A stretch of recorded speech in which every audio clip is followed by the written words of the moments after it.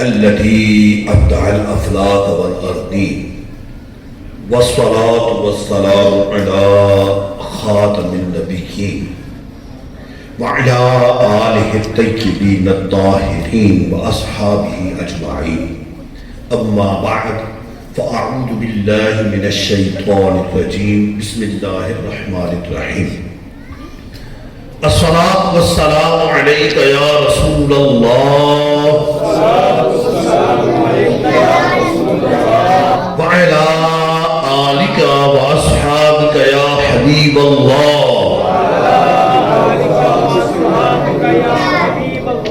الصلاة والسلام عليك يا نبي الله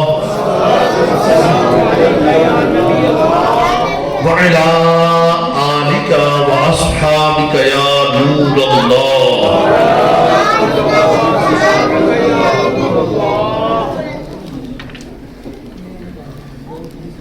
تھوڑا قریب تشریف ہے، پیچھے سے آ جائے، محفل کا ذرا ذوق بنے.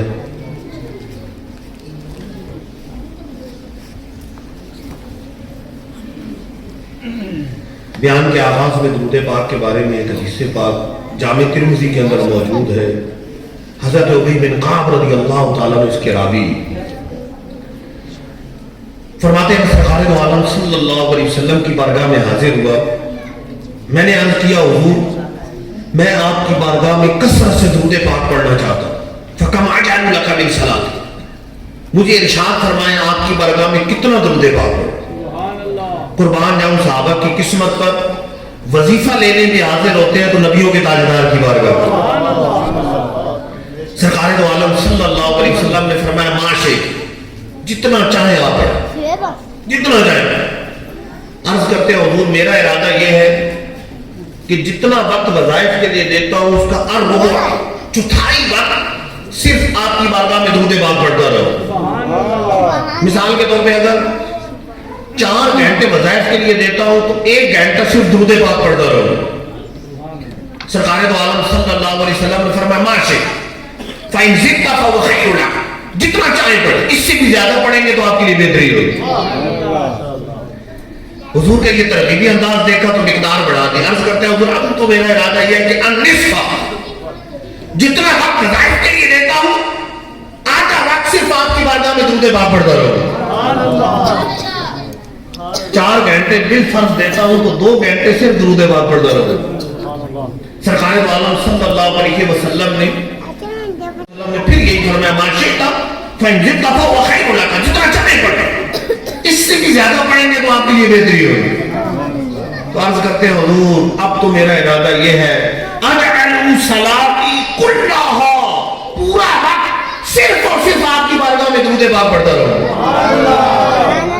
سرکار دو عالم صلی اللہ علیہ وسلم نے یہ نہیں فرمایا کہ چلو کچھ وظیفہ کو بھی کر لو، کچھ کلمہ طیبہ پڑھ لو، کچھ فلاں وظیفہ بھی کر لو. نہیں، بلکہ کیا فرمایا نیت کا اعلان یہ کیا تھا کہ اب سارا وقت فرائض واجبات کے علاوہ جو وظائف کرنے ہوتے ہیں سارا وقت صرف درود پاک پڑھو.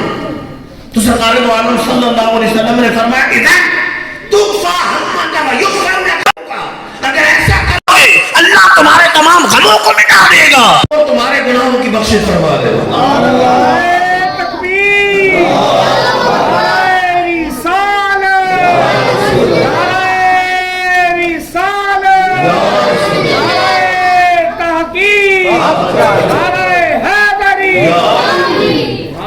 گویا کہ فرمایا جا رہا ہے پھر کسی اور وظیفے کی حاجت ہی نہیں. درود پاک کو وظیفہ بنا لو گے تو تیرے سارے غم مٹ جائے. پھر نوکری کے لیے الگ سے وظیفہ کرنے کی حاجت نہیں، پھر بیماریاں دور کرنے کے لیے الگ سے وظیفہ کرنے کی حاجت نہیں، پھر اولاد کے لیے الگ سے وظیفہ کرنے کی حاجت نہیں ہے، پھر شادی کے لیے الگ سے وظیفہ کرنے کی حاجت نہیں ہے، پھر مشکلات دور کرنے کے لیے الگ سے وظیفہ کرنے کی حاجت نہیں ہے. اگر درود پاک کو وظیفہ بنا لو گے اللہ تمہارے تمام غموں کو مٹا دے گا اور تمہارے گناہوں کی بخشش فرما دے گا. مشکلوں نے جو تم کو گھیرا ہے تو درود پڑھو، در حاضری کی تمنا ہے تو درود پڑھو. صلو علی الحبیب صلی اللہ علیہ وسلم. सलातम व सलामन अलैका या रसूल अल्लाह। मुझे जो मौजू दिया गया है यारे दार, जिक्र यारे दार व जिक्र हैदर करार, जो मुझे मौजू बताया गया था, इस मौजू पर जो महफिल के ऊपर भी लिखा हुआ जिक्र यारे गार और जिक्र हैदर करार बसिलसिला मेराज। तो इंशाअल्लाह अज़्ज़ा वजल जिक्र यारे गार भी करेंगे, जिक्र हैदर करार भी करेंगे और सरकार अलैहिस्सलाम के हर सहाबी का जिक्र होगा। सहाबी वो हस्ती, वो बुलंद मर्तबा हस्ती है जिन्होंने सरकार दो आलम सल्लल्लाहु अलैहि वसल्लम को जागती आंखों से ईमान की हालत में देखा है या एक लम्हे की सोबत पाई। वो सहाबी ईमान की हालत में जागते हुए हुजूर के ज़ाहिरी आयात के जमाने में एक मर्तबा भी देखा, वो सहाबी। और जो सहाबी बन जाता है उसका कितना बुलंद मर्तबा हो जाता है। कुरान कह रहा है वकुल्लन वअदल्लाहुल हुस्ना, अल्लाह ताला ने हर सहाबी से जन्नत का वादा कर दिया। रब कुरान में कहता है रदियल्लाहु अन्हुम व रदू अन, रब इनसे राजी है, ये रब से राजी है। रब कुरान में फरमाता है उलाइका हुमुस सादिकून, सारे सहाबा सच्चे हैं। रब कुरान में फरमाता है फौलाइका हुमुल मुफलिहून, सारे सहाबा फलाह पाने वाले। रब कुरान में फरमाता है उलाइका हुमुल मुमिनून हक्का, सारे के सारे सहाबा पक्के और सच्चे ईमान वाले। लहुम मग़फ़िरतुन व रिज़्क़ुन करीम, उनके लिए मग़फ़िरत है, उनके लिए रिज़्क़ करीम है।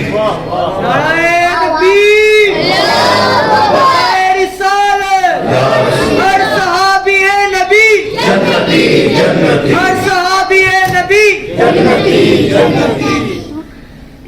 सहाबी जिसने सरकार दो आलम सल्लल्लाहु अलैहि वसल्लम की ज़ियारत की, हुजूर की सोहबत पाई, ईमान की आदत में, बाद वाला जितने भी मर्तबे तक पहुंच जाए सहाबी के मर्तबे तक नहीं पहुंच सकते। कोई खौफ, कुतब, अब्दाल, अल्लाह का वली, सारी जिंदगी सजदे में सर रख कर रब की इबादत करने वाला, काबे की ज़ियारत करने वाला, काबे के अंदर जाकर इबादत करने वाला, कितनी इबादत कर ले, सारी जिंदगी इबादत में गुजारे, सहाबी के मर्तबे को नहीं पहुंच सकते। सारी जिंदगी काबे को देखता रहे, लेकिन जिसने काबे की ज़ियारत की है उसके मर्तबे को नहीं पा सकता, उसके मर्तबे तक नहीं पहुंच सकता। जितना मर्जी मर्तबा हो जाए, गौस, कुतब, अब्दाल, जिस मर्जी मर्तबे तक पहुंच जाए, लेकिन सहाबी के दर्जे को नहीं पा सकता। रब ने सहाबा को इतना बुलंद दर्जा दिया है, क्यों कि सहाबा वो हैं जो रब के महबूब की सोहबत में बैठे, उनकी ज़ियारत की, उनकी सोहबत पाई, इतना रब ने सहाबा को बुलंद मर्तबा दिया। ये तरतीब ज़हन में रखें कि सबसे अफजल सहाबा में सिद्दीक़ अकबर, उसके बाद फारूक आज़म, उसके बाद उस्मान गनी, उसके बाद मौला अली, उसके बाद बक़िया अशरा मुबशरा, हसनैन करीमैन, उसके बाद असहाबे बैत रिज़वान, उसके बाद असहाबे बदर, उसके बाद असहाबे ओहद, उसके बाद असहाबे बैत रिज़वान, और उसके बाद फतह मक्का से पहले वाले, और उसके बाद फतह मक्का के बाद वाले। फिर तरतीब सुन ले, सबसे अफजल सिद्दीक़ अकबर, फिर फारूक आज़म, फिर उस्मान गनी, फिर मौला अली, फिर बक़िया अशरा मुबशरा और हसनैन करीमैन, और फिर असहाबे बदर, फिर असहाबे ओहद, फिर असहाबे बैत रिज़वान, और फिर फतह मक्का से पहले वाले, और फिर फतह मक्का के बाद ईमान लाने वाले। ये बच्चों को इधर से याद उठाता, ये तो अपनी महफिल जमाएंगे। आप बच्चों बातें करोगे तो हमें तो कुछ समझिए, अब बातें नहीं कर रही हैं, शाबाश, बस थोड़ी देर है। तो ये सहाबा में तरतीब है, लेकिन हर सहाबी इतने मर्तबे वाला है कि रब ने कुरान में उसकी जन्नत का वादा कर लिया है। हर सहाबी इतने मर्तबे वाला है कि रब उससे राजी है, वो रब से राजी है। अच्छा, जब तमाम सहाबा का ये मर्तबा है तो इसमें जो बुलंद मर्तबा है, यानी असहाबे बैत रिज़वान, ان کی تو پھر الگ شان ہو. پھر ان میں سے جو بلند مرتبہ ہے ان سے زیادہ اصحاب اور ان کا کیا مرتبہ ہوگا؟ پھر ان سے جو بڑھ کر اصحاب بدر ہے ان کا مرتبہ, اور ان سے بڑھ کر پھر حسن علی کی رمائل اور اشرف مبشر, اور ان میں بڑھ کر خلفائے راشدین مولا علی کا مرتبہ, وہ مولا علی جن کو میرے آقا نے فرمایا یا علی انت اخی فی دنیا والآخرہ, اے علی تم دنیا آخرت میں میرے بھائی ہیں. جن کو میرے آقا نے فرمایا من کنت مولا فہذا علی المولا, جس کا میں مولا ہوں یہ علی اس کا مولا. جس کے بارے میں میرے آقا نے فرمایا انا مدینۃ العلم وعلی بابها, میں علم کا شہر ہوں اور علی اس کا دروازہ. وہ مولا علی رضی اللہ تعالیٰ عنہ کسی جگہ غزوے میں سفر میں میرے آقا دعا کرتے ہیں اے اللہ مجھے اس وقت تک وفات نہ دینا جب تک علی کو نہ دیکھ لوں. سرکار حضرت علی سے اتنی محبت فرمائے, وہ حضرت علی. اور پھر ان سے بلند مرتبہ عثمان غنی, وہ عثمان غنی جن کے بارے میں میرے آقا نے فرمایا لِكُلِّ نَبِيٍّ رَفِيقٌ وَرَفِيقِ یعنی فی الجنہ عثمان, ہر نبی کا ساتھی ہوتا ہے, رفیق ہوتا ہے, اور میرا جنت میں رفیق عثمان غنی. وہ عثمان غنی جو ذو النورین ہے, حضور نے اپنی 2 بیٹیاں جن کو نکاح میں دی ہیں یکے بعد ایک. وہ عثمان غنی جن کے بارے میں میرے آقا نے فرمایا میری 40 بیٹیاں بھی ہوتی, 40 بیٹیاں بھی ہوتی تو یکے بعد دیگرے عثمان غنی کے نکاح میں دے دے.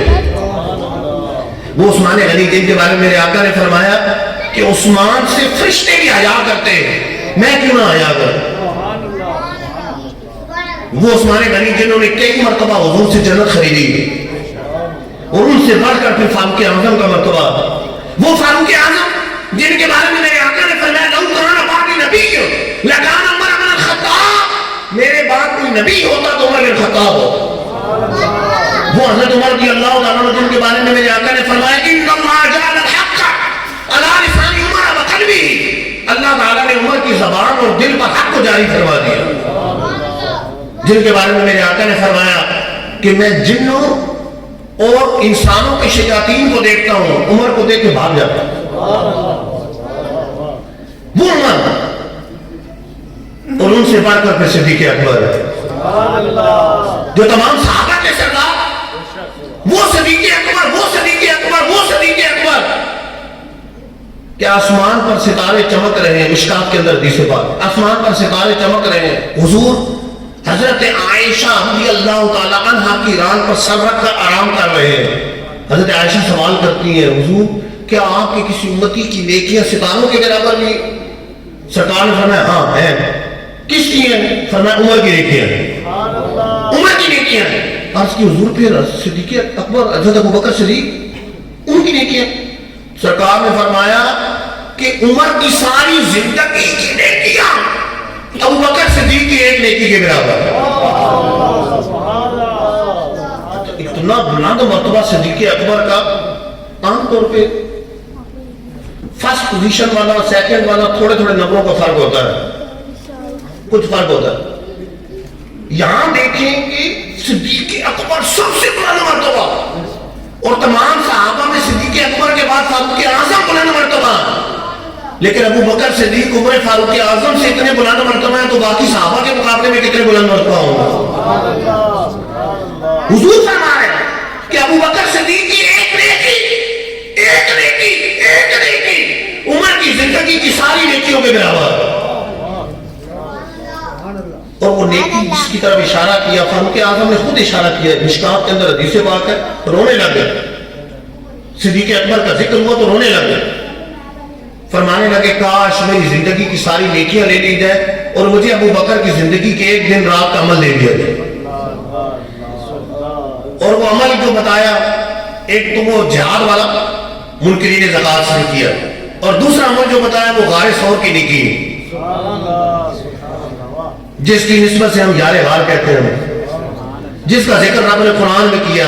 ثانی اثنین اذ ہما فی الغار اذ یقول لصاحبہ لا تحزن ان اللہ معنا. دو میں سے دوسرا جب وہ غار کے اندر تھے, حضور اپنے صاحب سے فرما رہے تھے غم نہ کر اللہ ہمارے ساتھ, غم نہ کر اللہ ہمارے ساتھ. اچھا اب غور کریں کہ غار سور بہت بڑی نیکی.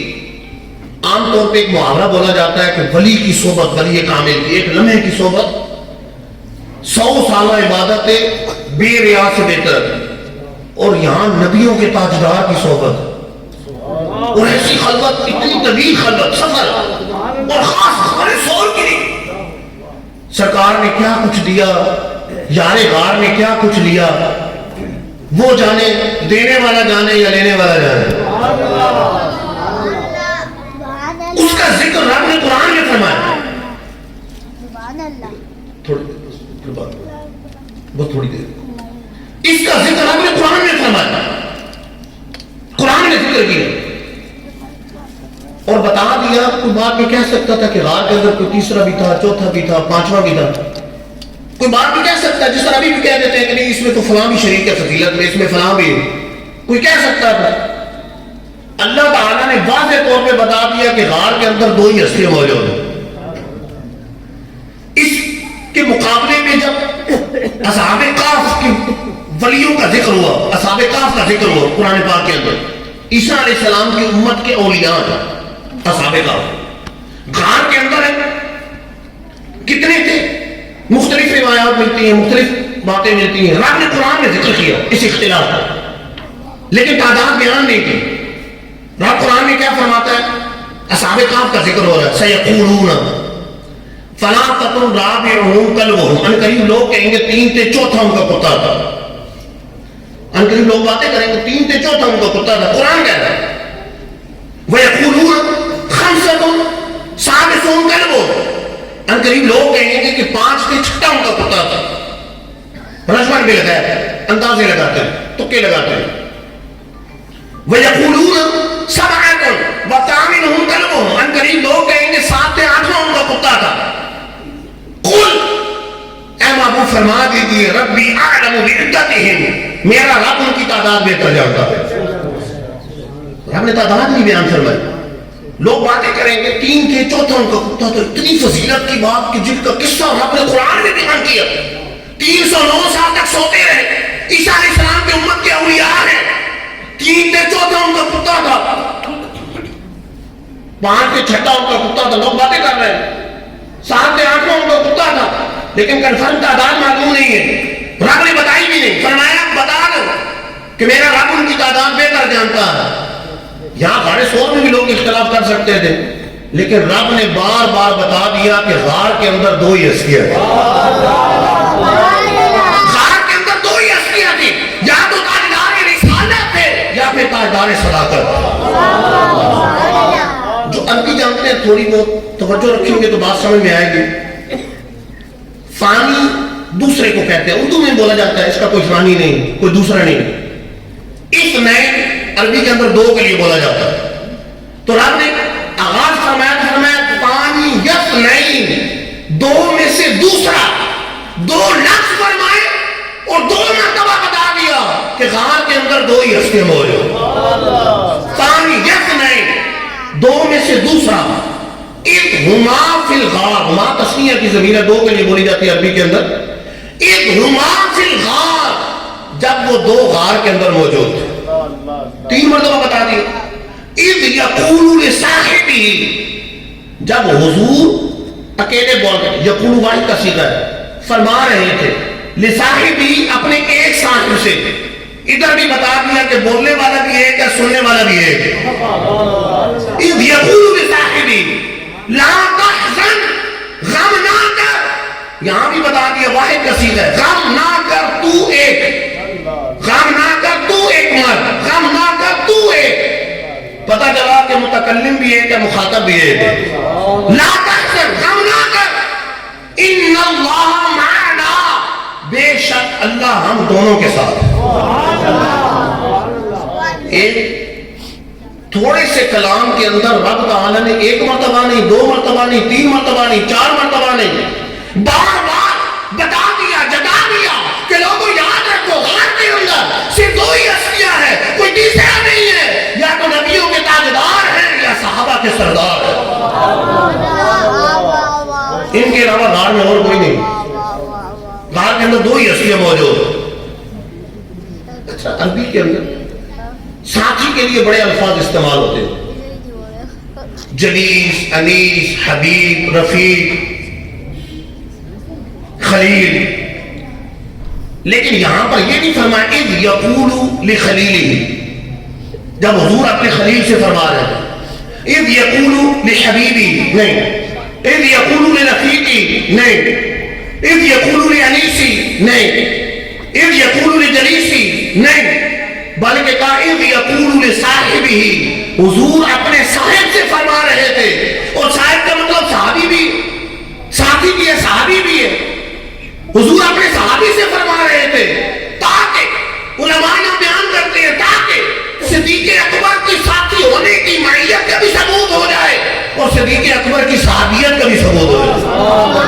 نعرہ تکبیر، نعرہ رسالت، نعرہ رسالت، نعرہ تحقیق۔ جزاک اللہ۔ دیگر صحابہ کی صحابیت یا تو سیرت کی کتابوں سے ثابت ہے یا تاریخ کی کتابوں سے، حدیث کی کتابوں سے ثابت ہے۔ قربان جاؤں صدیق اکبر پر، ان کی صحابیت قرآن سے ثابت ہے، ان کی صحابیت قرآن سے ثابت ہے۔ موسیٰ علیہ السلام فرعونیوں سے نجات دلا کر بنی اسرائیلیوں کو لے کر جا رہے ہیں، قرآن پاک میں واقعہ موجود ہے۔ 70,000 بنی اسرائیلی ساتھ، 70,000 فرعونی پیچھے سے آگے، لشکر آگے، آگے دریا پیچھے لشکر۔ اب فرعونی ڈر گئے، اپنا بنی اسرائیل والے ڈر گئے کہ پیچھے جاتے ہیں تو کٹ جائیں گے، آگے جائیں گے تو ڈوب جائیں گے، کہاں جائیں گے، کیا کریں گے، پیچھے بھی موت آگے بھی موت، ڈر گئے، گھبرا گئے۔ موسیٰ علیہ السلام نے ان کو تسلی دی، اللہ کے نبی نے تسلی دی، اس کا ذکر بھی قرآن پاک کے اندر موجود ہے، ان معی ربی، ڈرو نہیں میرا رب میرے ساتھ ہے، ڈرو نہیں میرا رب میرے ساتھ، میرا رب میرے ساتھ۔ 70,000 بنی اسرائیلی ہے، یہ نہیں کہا کہ ہمارا رب ہمارے ساتھ ہے، موسیٰ علیہ السلام نے کہا میرا رب میرے ساتھ ہے۔ ادھر اکیلے صدیق اکبر، اکیلے صدیق اکبر، حضور نے یہ نہیں فرمایا اللہ میرے ساتھ ہے، کہا غم نہ کر اللہ ہم دونوں کے ساتھ ہے، غم نہ کر اللہ ہم دونوں کے ساتھ ہے۔ 70,000 بنی اسرائیلیوں کو نظر اتفاق سے گرا دیا، توجہ نہیں کی، ساتھ ذکر نہیں کیا، اکیلے صدیق اکبر ہے، قربان جاؤں ان کی شان و عظمت پر اور حضور کی صدیق اکبر سے محبت پر، اکیلے صدیق اکبر ہے۔ تو یہ نہیں کہا اللہ میرے ساتھ ہے، کہا غم نہ کر لا تحزن ان اللہ معنا، غم نہ کر بے شک اللہ ہم دونوں کے ساتھ، غم نہ کر اللہ ہم دونوں کے ساتھ۔ سفر ہجرت بڑا خطرناک سفر ہے، خطرناک سفر کے لیے وفادار ساتھی کا انتخاب کیا جاتا ہے، جتنا زیادہ وفادار ہو اتنا زیادہ وفادار کا اختیار سفر کے لیے، خطرناک سفر کے لیے کیا جاتا ہے۔ بڑے بڑے سفر جنگوں کے ہوئے لیکن اتنا خطرناک سفر نہیں ہے کہ آستانہ عالیہ سے نکلتے ہیں تو 300 گنڈے ہتھیاروں سے لیس شہید کرنے کے دربے، 100 اونٹوں کا انعام دے دیا، جگہ بجگہ تلاش ہو رہی ہے اور ساتھ لشکر بھی نہیں بظاہر۔ خطرناک ترین سفر اور خطرناک سفر کے لیے وفادار ساتھی کا انتخاب کیا جاتا ہے، اور سرکار علیہ السلام نے سفر ہجرت کے لیے کس کا انتخاب کیا؟ صدیق اکبر کا۔ تو مجھے کہنے دے، ہجرت کے سفر سے بڑھ کر کوئی سفر خطرناک نہیں اور صدیق سے بڑھ کر کوئی ساتھی وفادار نہیں۔ سب سے بڑھ کر خطرناک سفر ہجرت ہے اور سب سے بڑھ کر حضور کے سارے ساتھی وفادار ہیں، لیکن سب سے بڑھ کر وفادار صدیق اکبر۔ صدیق اکبر کا انتخاب کیا کہ صدیق اکبر نے ساتھ جانا۔ سرکار علیہ السلام باہر تشریف لائے تو 300 اسلحہ سے لیس شہید کرنے کے در پہ کھڑے، ادھر مولا علی کم ساتھ موجود ہے. سرکار علیہ السلام نے بستر ان کے سپرد کیا کہ آپ پیچھے آ جائیے. قربان جاؤں مولا علی رضی اللہ تعالیٰ عنہ کے اعتقاد پر بھی کہ پیچھے سے کوئی اچانک حملہ کر کے شہید کر سکتا ہے، لیکن حضور نے فرما دیا کہ بستر پر آرام کرنا ہے، تم مانتے باپ لے کر کے واپس آنا ہے. ایمان ایسا مضبوط ہے کہ حضور نے فرما دیا کہ واپس امانتے واپس کر کے آنا ہے تو یقیناً حضور کے قدموں میں پہنچیں گے. بستر پر آرام کیا، بستر پر آرام کیا. مولا علی کے سپرد امانتے کی کہ امانتے واپس کر کے آنا ہے. اچھا ہمارے لیے بھی یہ عمر ایک سمجھنے کی بات ہے. ہمارے یہاں یہ ہوتا ہے کسی کو قرض دینا، اونچی بات کر رہے ہو، اونچی بات کیوں کی؟ اب نہیں دینا، جاؤ لے لو کسی سے رہنا. تم نے ایسی بات کی کیوں؟ میں نے واپس نہیں کرنا، جاؤ جو کرنا کر لو. یہاں تو بدماشی چلے گی لیکن قیامت میں کیسے چلے گی؟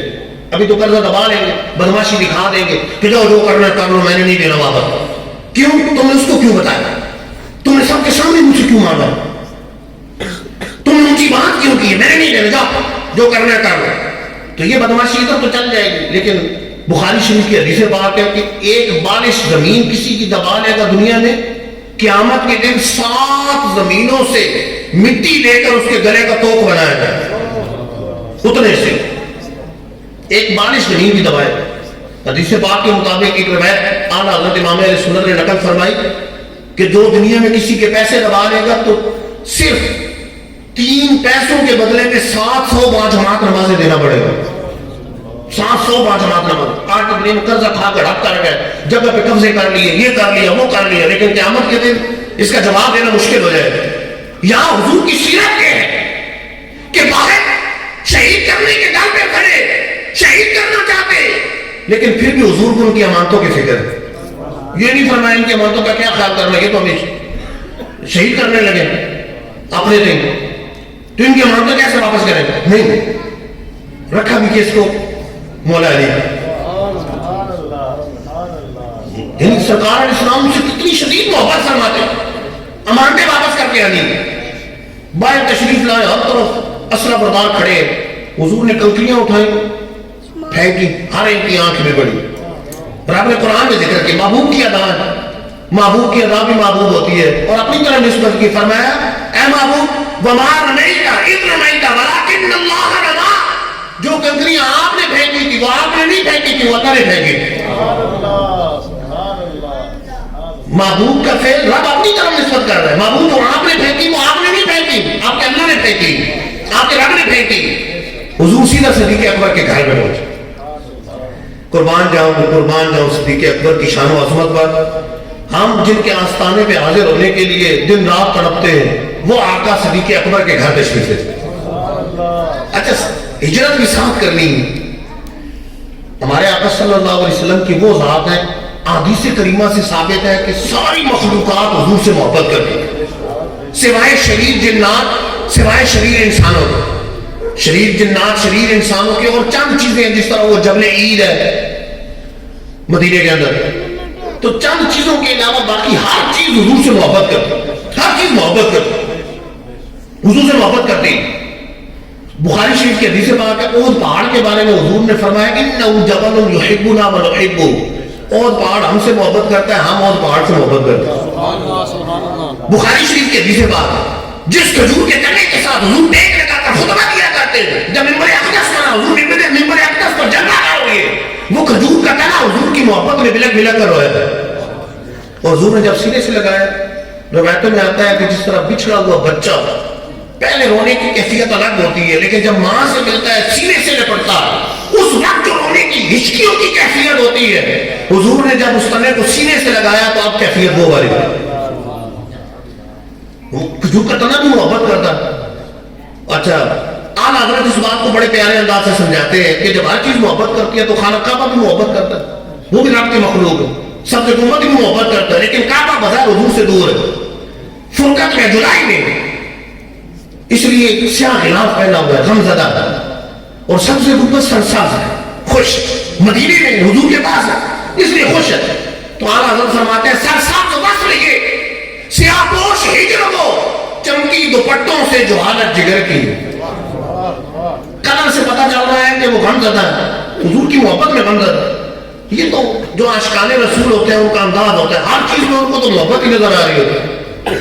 وہ یہ کہتے ہیں یہ بھی حضور کی محبت میں ایسا ہے، یہ بھی حضور کی محبت میں ایسا ہے. اعلیٰ حضرت فرماتے ہیں کہ یہ جو آسمان خم ہے، جھکا ہوا ہے، اس کی وجہ کیا ہے؟ اس کی وجہ یہ ہے کہ آسمان نے ایک مرتبہ کہا تھا زمین سے میرے اوپر یہ ہے یہ ہے یہ ہے، لیکن زمین نے ایک ہی تانا مارا تھا، فلک کی کمر جھکے، خم ہو گئی پشت فلک، خم ہو گئی پشت فلک، اس تانے زمین سے سن ہم پہ مدینہ ہے وہ رتبہ ہے ہمارا، کہ ہماری وہ شان ہے ہم پہ مدینہ ہے. چاند میں لوگ داغ دیکھتے ہیں تو دیکھتے کہتے ہیں یہ تو بڑھیا چرخا کاٹ رہی ہے. اعلیٰ حضرت مجھ سے پوچھ کہ چاند اگرچہ خوبصورت ہے، چاند کی اگرچہ تشبیہ دی جاتی ہے خوبصورتی کے اندر، خوبصورت ہے، لیکن میرے آقا کتنے خوبصورت ہے، اور میرے آقا تو آقا میرے آقا کی انگلی کتنی خوبصورت ہے کہ ایک مرتبہ چاند کی اوپر پڑی تھی نورانی انگلی، چاند کے دو ٹکڑے ہوئے تھے، بخاری شریف کی حدیث موجود ہے، چاند کے دو ٹکڑے ہو گئے، حضور نے اگرچہ پھر جوڑ دیے، لیکن چاند کا سینہ ابھی تک حضور کی محبت میں چل رہا ہے. برتے انگشت نبی اس پہ جمدی تھی ایک بار، آج تک ہے سینہ مہ میں نشان سوخ کا، آج تک جلن کا نشان باقی، سینہ آج تک جل رہا ہے. یہ سورج نور کا اتنا بڑا جسم ہمیں نظر آتا ہے. اعلیٰ حضرت فرماتے ہیں مجھ سے پوچھو یہ تو میرے آقا کے دسترخوان کی ایک جلی روٹی ہے جس کو قرص محل سمجھا ہے، جہاں منعم ان کے خانے جود کا ہے، ایک نانے سوخت کا. جب نانے سوخت کا یہ عالم ہے تو نانے صحیح کا عالم کیا ہوگا، اور پھر کلمین شریفین کا عالم کیا ہوگا، پھر ہاتھوں مبارک کا عالم کیا ہوگا، اور پھر نورانی چہرے کا عالم کیا ہوگا. اچھا آپ کی محبت کرتی تو یہاں جدائی حضور کی ہو رہی ہے مکے سے، مکہ حضور سے جدا ہو رہا ہے. ہجرت تو مکے کے لیے ہے نا کہ مکہ حضور سے محبت کرتا ہے. آج حضور مدینے جا رہے ہیں تو ہجرت ہے تو مکے کے لیے، ہجرت ہے کعبے کے لیے، ہجرت ہے مذہب رحمت کے لیے، ہجرت ہے مینا کے لیے، مزدلفہ کے لیے، عرفات کے لیے، ہجرت ہے آب زمزم کی کنویں کے لیے. ان کے لیے تو ہجرت ہے. صدیق اکبر کی تو آج معراج ہے کہ صدیق اکبر حضور کے ساتھ سفر کریں، حضور کے ساتھ سفر کریں، ان کی تو معراج ہے. 12 سفر کرتے ہوئے جبل سور کے پاس پہنچے. اب جبل سور اوپر غار سور تک جانا ہے، غار میں ٹھہرنا ہے، تو تاریخ کی متعدد کتابوں میں موجود ہے. صدیق اکبر نے عرض کی کہ حضور میرے کندھے پہ سوار ہو. جنہوں نے جو جبل سور پر چڑھے ہیں، غار سور تک پہنچے، انہیں پتہ ہوگا اچھا بھلا جوان آدمی بھی ہو تو ذرا سی چیز بھی اٹھا کے چلنا مشکل ہو جاتا ہے، جگہ جگہ بیٹھے گئے، بڑی مشکل سے پہنچے گئے. لیکن صدیق اکبر نے عرض کی، حضور نے قبول فرمائی، ان کے کندھے پہ سوار ہوئے، اور صدیق اکبر نیچے سے لے کر غار سور کے دہانے تک پہنچے، غار سور کے دہانے تک پہنچے. اور پھر اندر جو واقعہ پیش آیا، پہلے سوراخ بند کیے، پھر حضور کو بلایا، حضور آرام کر رہے ہیں، رام پہ سر رکھ کر مشکات شریف کے اندر حدیثیں باہر گئے. بیٹے باتیں نہیں، اس موقع پر ایک سوراخ بچ گیا، پاؤں رکھ دیے. تفصیل حدیث پاک کے کتابوں کے اندر موجود ہے، متعدد کتابوں کے اندر موجود ہے، درجنوں کتابوں کے حوالے موجود ہے، مشکات شریف کے اندر بھی ہے، اور بھی کتابیں. سانپ نے ڈس لی، اب زہر پھیلنا شروع ہو، ہلے نہیں کہ حضور کی نیند میں خلل نہ ہو، زہر پھیلنا شروع ہو گئی. جب زہر پھیل گیا تو گویا کہ صدیق اکبر نے تو حضور کی نیند پر جان قربان کر دی، کیونکہ علاج تو تب ممکن ہے کہ ابھی ابتدا ہو. یہاں تو جسم میں زہر پھیل گیا، آنسو نکلے، چہرہ اٹکس ہو گئے، کیا ہوا؟ سانپ نے ڈس لیا. لیکن حضور تو مالک و مختار نبی ہے، لعاب دہان لگایا، صدیق اکبر کو جان واپس کر دیا. ادھر مقام صحابہ میں درجنوں کتب حدیث کے اندر موجود، مولا علی نے حضور کی نیند کے نماز عصر قربان کر. حضور آرام کر رہے ہیں، حضور نے نماز عصر پڑھ لی، مولا علی نے نہیں پڑھی، حضور کی نیند پر قربان کر، نماز عصر قربان کر.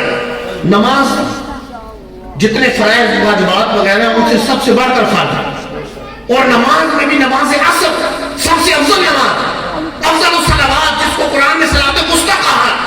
وہ حضور کی نیند پر قربان کی. صدیق اکبر نے حضور کی ناموس پر نہیں, حضور کی نیند پر, حضور کی نیند پر اپنی جان قربان کی. اور مولا علی نے نماز عصر حضور کی نیند پر قربان کی ہے. اور سرکار تو مالک و مختار نبی سورج کو اشارہ کیا, سورج واپس پلٹ آیا اور مولا علی کو نماز واپس کر دی. مالک و مختار آن حضرت ان دونوں حدیثوں کو نظم کرتے ہوئے ہمیں سمجھاتے, مولا علی نے باری میری نیند پر نماز, وہ بھی عصر کی جو سب سے اعلیٰ خطر کی ہے. صدیق بلکہ غار میں جان اس پہ دے چکے, اور حفظ جان تو جان فروز غرر کی ہے. ہاں تو نے انہیں جان, انہیں پھیر دی نماز, پر وہ تو کر چکے جو کرنی بشر کی ہے. ثابت ہوا جملہ فرائض فرو ہے, اصل اصول بندگی استاد ور کی.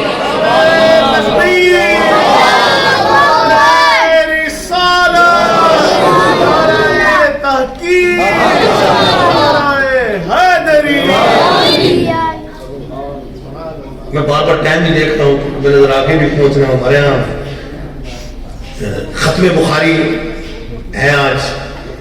امیر اہل سنت مولانا الیاس ستار قادری دامت برکاتہم عالیہ مدنی چینل پر, ویسے تو مختلف جگہ پر اکٹھے ہو کے دورہ حدیث کے طلبہ اساتذہ سنیں گے اور امیر اہل سنت بخاری شریف کی آخری حدیث پڑھیں گے. تو میں بس اختتام کی طرف ہی جا رہا ہوں, چند منٹ اور. غار کے اندر موجود ہے. ایک تو واقعہ یہ پیش آیا, پھر کفار مکہ قدموں کے نشان دیکھتے دیکھتے قریب پہنچ گئے. کئی کتب سیرت اور تاریخ کی کتاب میں موجود ہے, بالکل قریب پہنچ گئے. لیکن اس سے پہلے سرکار کا معجزہ ظاہر ہوا کہ غار, مکڑی نے جالا ڈال دیا غار کی منہ پر, کبوتری نے گھونسلہ بنا دیا, انڈے دے دیے. اب اس باتیں کر رہے ہیں آپس میں کہ قدموں کے نشانات یہاں تک ہے, لیکن اگر اندر گئے ہوتے تو یہ جالا نہ ہوتا, اندر گئے ہوتے یہ گھونسلہ نہ ہوتا, یہ کچھ بھی نہ ہوتا. یہ باتیں ہو رہی ہیں. صدیق اکبر غمزدہ, اپنے لیے نہیں خوفزدہ, اپنے لیے خوفزدہ ہوتا ہے انسان, حضور کے لیے غمزدہ ہے. اس لیے حضور نے یہ نہیں فرمایا لا تخف, غم نہ کر, ڈرو نہیں, بلکہ یہ فرمایا لا تحزن, غم نہ کر. حضور بھی جانتے ہیں کہ صدیق اکبر میرے لیے غمزدہ ہے, صدیق اکبر میرے لیے غمزدہ ہے. اب اس موقع پر کفار اگر نیچے سے جھانک کر دیکھتے ہیں تو نظر آ جائے گا, نیچے سے جھانک کر دیکھتے ہیں تو نظر آ جائے گا صدیق اکبر غمزدہ ہے.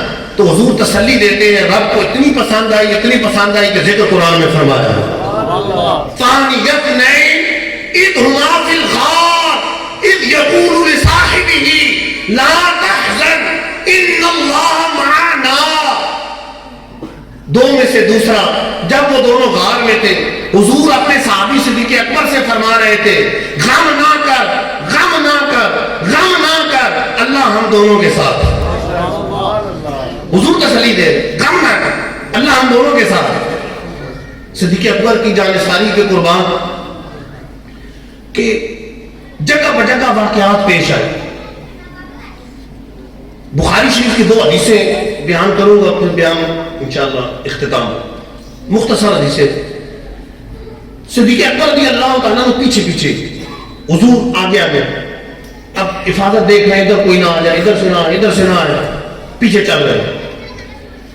تو اچانک کوئی قریب پہنچ گئے. وہ پوچھتا ہے کہ یہ آگے کون جا رہا ہے. اب صدیق اکبر اگر سچ بتاتے ہیں تو پھر تو مسئلہ خراب ہوگا, شور کر دے گا, لوگ آ جائیں گے, جمع ہو جائیں گے, مسئلہ خراب ہو جائے گا. اور وہ تو عاشق اکبر ہے, یہاں تو عشق پر حرف آئے گا کہ دیکھیں یہ کیا کیا ہے. اور اگر جھوٹ بولتے ہیں تو وہ تو صدیق اکبر بھی, یہاں صداقت پہ حرف آتا ہے. قربان نے وہ ایسا جواب دیا کہ نہ صداقت پہ حرف آیا, نہ عشق و محبت پہ حرف آیا, نہ وفاداری پہ حرف آیا. اہل عرب کی عادت تھی کہ اگر راستہ معلوم نہ ہو تو کسی کو اپنا رہنما بنا لیتے تھے, ہادی بنا لیتے تھے, وہ راستہ دکھاتے جاتے. تو صدیق اکبر نے جواب دیا ھذا الرجل یہدینی بالطریق, یہ وہ شخصیت ہے جو میرے ہادی ہے, مجھے راستہ دکھانے والے.